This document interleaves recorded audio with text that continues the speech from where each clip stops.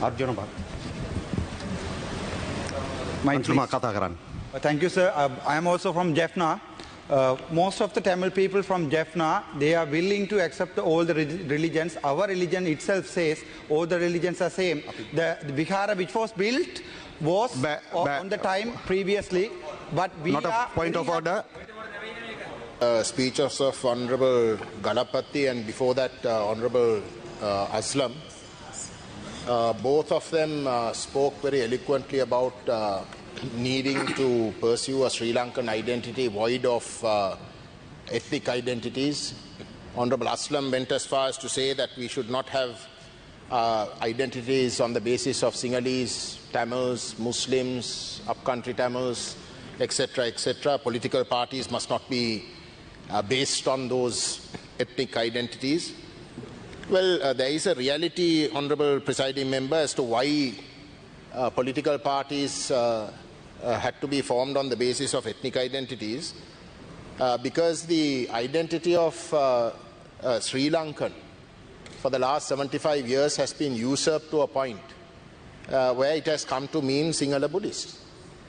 And that reality, even President Anurakumara Dissanayake in his policy statement acknowledged, because he said that there has been racism that discriminates in the name of in the name of the majority, and therefore all of that must be corrected. But that correction cannot happen just by simply saying that we must all think in terms of being Sri Lankan. 75 years of that racism, discrimination, and communalism has disadvantaged the Tamil people as well as the Muslim people and the upcountry Tamils to a point that we are forced to identify ourselves along those ethnic lines to get some sort of force of argument to compel the government of the day to try and correct its path. Now let me challenge the government on this one test. I will give a concrete proposal. Let's see whether the government stands up to it. Honourable Presiding Member, you would have heard that there is a disputed Vihara in the Jaffna Peninsula called Tayyatti. The name given to the Vihara is Tissa Vihara. Now that Vihara was built by the military. Now the original Tissa Vihara has a particular plot of land. That land nobody disputes.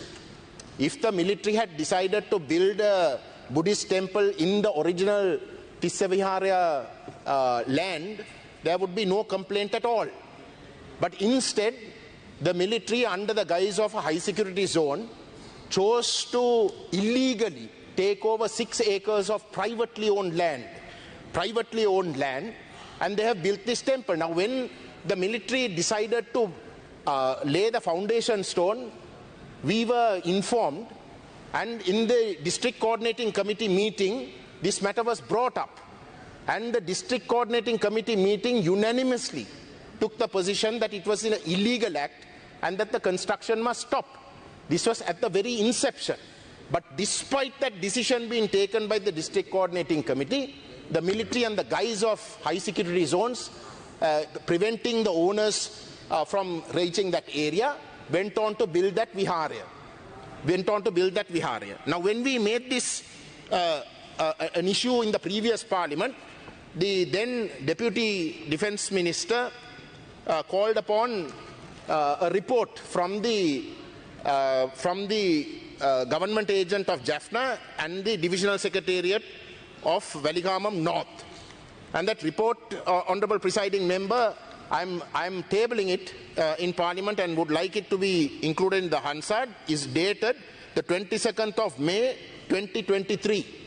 That report very clearly states that the Vihara has been built on private land and that it has been built without any permission from the local authority, despite the fact that the military being told that it is an illegal construction, they went ahead and built it.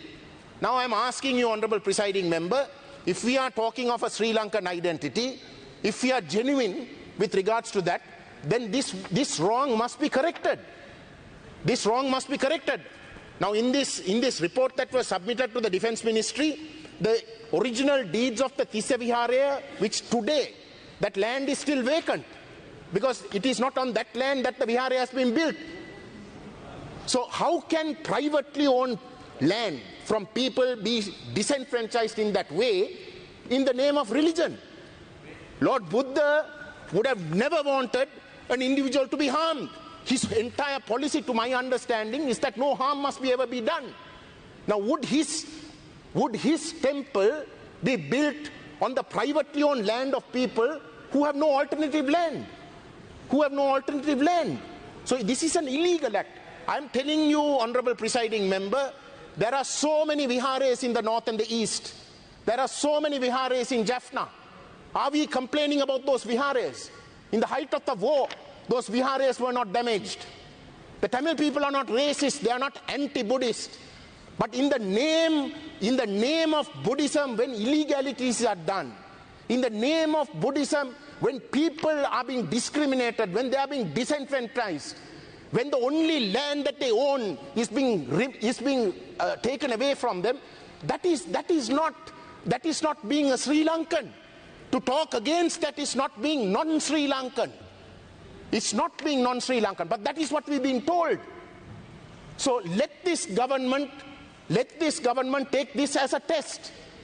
Let's see what they do with this Tissa Vihara that has been, without any doubt, been built illegally. It has not got any permission, Honorable Presiding Member, and it has been built.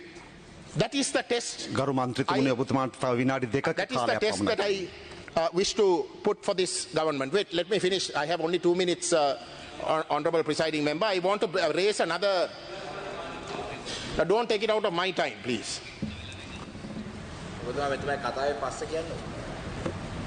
Don't take it out of my time. I still have. No. He can't intervene with my time. No. Let him do it in his time.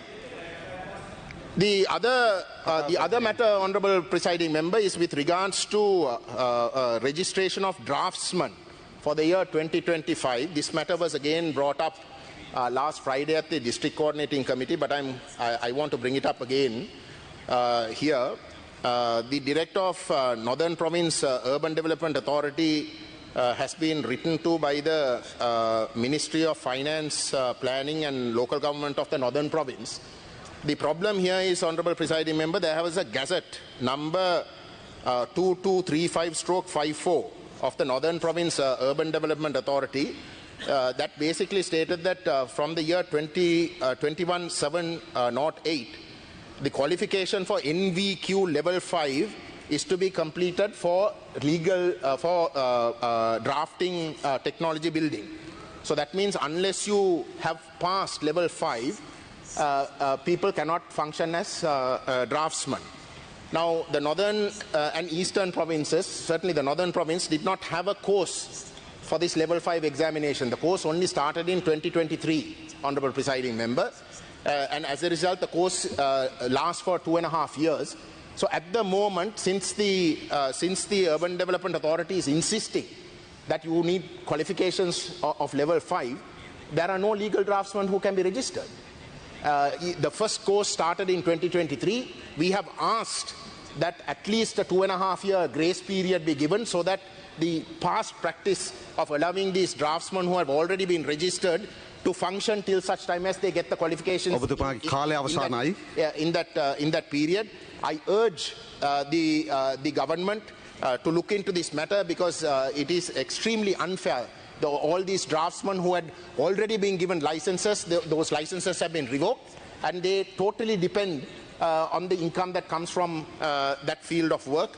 And therefore, I would urge the government to look at this matter on a humanitarian basis and give that grace period of at least the first batch to complete that level 5 examination. And after that, of course, they can strictly implement that gazette. Thank you. I would like to mostly speak in Tamil because my people from the north is looking at this speech today. I am bringing this very important public issue to the parliament. உங்கள் எல்லாருக்குமே தெரியும் யாழ்ப்பாணம் போதனா வைத்தியசாலை எனப்படுவது வடக்கு அதாவது அனுராதபுரம் தொடக்கம் வடக்கு வரைக்கும் உள்ள முழு மக்களுக்கான சேவையை வழங்குகின்ற ஒரு போதனா வைத்தியசாலை. அந்த போதனா வைத்தியசாலையில் ஒரு நாளைக்கு 1500 நோயாளர்கள் சிகிச்சை பெற்று வெளியேறுகிறார்கள். அங்கே 3 வருடங்களுக்கு முன்னர் 170 சேவையாளர்கள் எதுவித ஒப்பந்த அடிப்படையும் இல்லாமல் வேலைக்கு அமர்த்தப்பட்டிருக்கிறார்கள். அது லேபலோ என்ற அடிப்படையில் அது மிகவும் பாரதூரமான குற்றம். அந்த 170 இளைஞர் யுவதிகளும் என்றாவது ஒரு நாள் தங்களுக்கு வேலை கிடைக்கும் என்ற அடிப்படையில் 3 மாதங்களில் தங்களுக்கு சர்டிபிகேட் தருவதாக அவர்கள் அழைக்கப்பட்டு இப்போது 3 வருடங்கள் கடந்திருக்கிறது.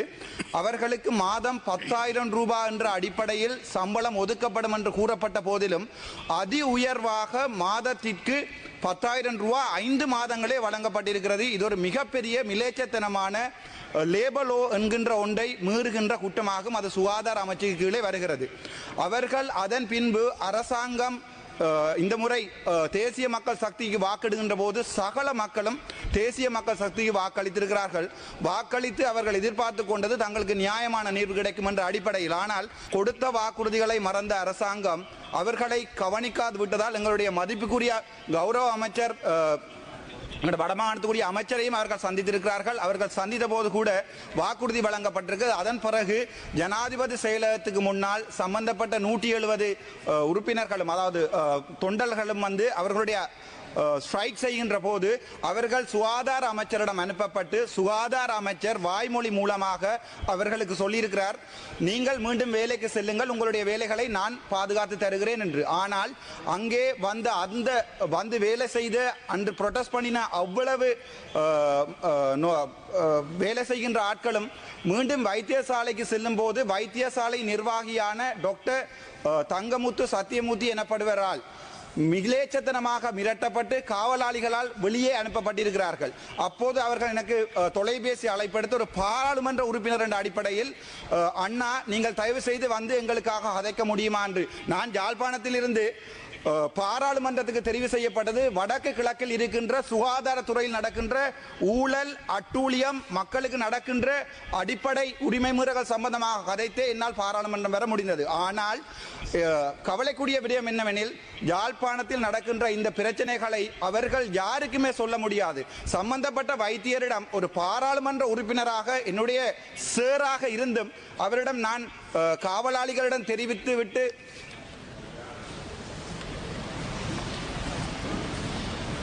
அவர் என்னுடைய மதிப்புக்குரிய ஜனாதிபதி அவர்களுக்கு எனது காலை வணக்கங்கள்.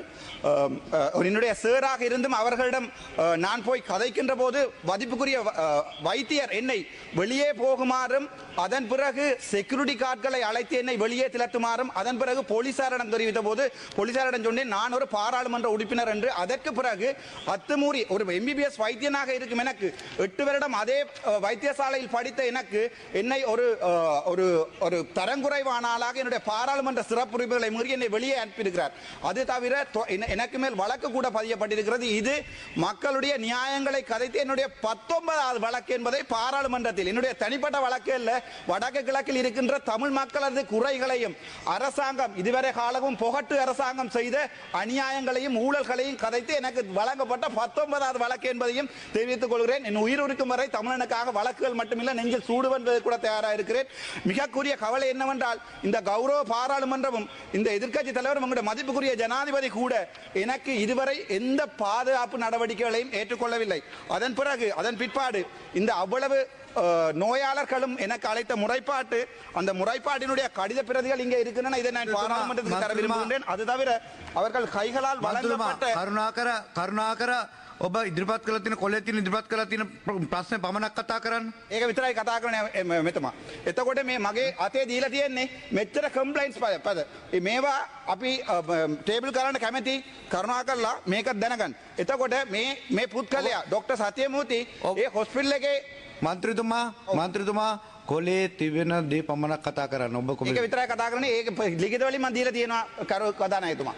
ලිඛිත වලින් දීලා තියෙනවා ඒක. ඔව් එතකොට මේ ඩොක්ටර් සත්‍යමූර්ති කලින් පොහොට ආණ්ඩුවේ එයා කැබිනට් මිනිස්ට්‍රීකින් එයාට එයා ඇක්ටිං කන්සල්ටන්ට් ඇඩ්මිනිස්ට්‍රේටර් එයා කන්සල්ටන්ට් කෙනෙකුත් නෙවෙයි. එයා ඇක්ටිං කන්සල්ටන්ට් ඇඩ්මිනිස්ට්‍රේටර් විදියට ඉන්න කාලේ කැබිනට් එක අප්‍රූවල් එකක් දීලා එන්බෝස් දීලා තියෙන්නේ. එතකොට එතනින් එන්පෝස්ට් එක දුන්නාම වෙන කාටවත් යන්න බෑ. මෙයාට ඇක්ටිං කන්සල්ටන්ට්. එතකොට දැන් මම කරුණාකරලා ඉල්ලනවා මේ වගේ පුත්කලයෝ පොලිටිකලි ඉන්වෝල්ව් වෙලා මේ වගේ අපොයින්ට්මන්ට් දීපු පුත්කලයෝ අයින් කරලා එනවා ඉන්න මේ මන්ත්‍රී කෙනෙක් කවුද අමති කෙනෙක් එයාගේ රයිට් හෑන්ඩ් කියලා. එතකොට DCC මීටින් එක ඇවිල්ලා කියනවා මම මේක එළියෙන මාව මරනවා කියලා. එතකොට පාර්ලිමේන්තු මෙම්බර් කෙනෙකුට මට පාරේ යන්න බෑ මට වාහනේ දීලා නැහැ මට ආරක්ෂාව මුකුත් දීලා නැහැ. එතකොට මං කොහොමද හොරුවල් වෙන්නේ? ඕගොල්ලෝ හොරුවල් වෙනවා කියලා කිව්වා. එතකොට ඒ වෙල ටික මං කරන්නම්. කරුණාකරලා මේ කම්ප්ලයින්ස් ටික මේ බාර ගන්න මම පැහැදිලිම කෙටින් මං ඉල්ලලා තියෙනවා. ඒ වගේ පුත්කලයෝ හොස්පිටල් එකකින් අයින් කරලා දාන්න කියලා. දෙවෙනි එකක් තමයි එයාගෙන ඉම්පාර්ෂල් ඉන්ක්වයරි එකක් ඉල්ලන්න කියලා යුදවන්න කියලා ඉල්ලනවා. තව එකයි අපි DCC මීටින් වලත් කතා කරා. ඒ DCC මීටින් වල කතා කරනකොට එතන තිබ්බ ප්‍රශ්න ඔක්කොම ටික මම ආයෙත් මේකෙන් ඇවිල්ලා මට කතා කරන්න බෑ. එහෙනම් ඔබතුමාලා කියන්න මට එන්න බෑ කියලා මං ගෙදර ඉන්නම්. එතකොට වැඩක් නෑනේ. එතකොට අපේ මිනිස්සු ඡන්දය ඉල්ලලා බලන්නකෝ. දැන් මේ විපක්ෂයෙන් ගිහලා එනකොට ඕ ලෙවල් නැති මිනිහාගේ විපක්ෂයකට දාලා මන්ත්‍රීතුමාගේ